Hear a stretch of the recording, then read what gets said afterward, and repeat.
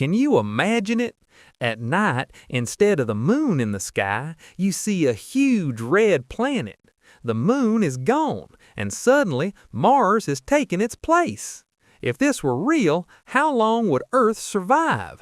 Let's understand it with science.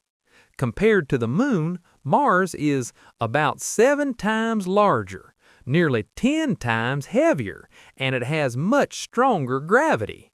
If Mars were at the same distance from Earth as the moon, the first impact would come from the oceans. Tides would become 10 to 20 times stronger. Coastal cities would flood. Many regions would face permanent flooding.